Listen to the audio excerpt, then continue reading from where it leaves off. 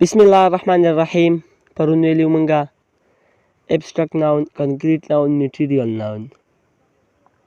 چې material noun, abstract noun او concrete noun څه ته ویل کېږي.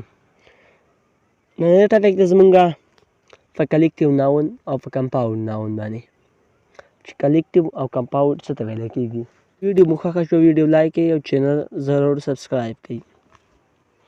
collective noun, a noun which are used for group. هغه لفظ چې مونږه یوز کوو د یو ګروپ دپاره. a noun هغه نوم which are used هغه noun کوم چې مونږه یوز کوو یا استعمالوو د ګروپ دپاره. هغه ته څه ویلی کېږي؟ هغه ته ویلی کېږي collective. collective اصل خپله معنی ده مجموعه. collective noun اسم مجموعه. هغه noun کوم چې مونږ استعمالو د ګروپ دپاره هغه ته څه ویلی کېږي؟ هغه ته ویلی کېږي collective noun. لکه څرنګې ټیم، کلاس، فیملی، داسې نور وغیره وغیره. دویم نمبر دی زموږ سره اوس compound noun. چې compound noun څه ته ویلی کېږي؟ a noun which are made from two noun.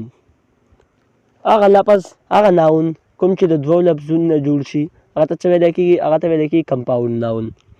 a noun which are made from two noun. هغه لفظ کوم چې د دوو noun نه جوړ شي هغه ته څه ویلی کېږي؟ هغه ته ویلی کېږي compound noun.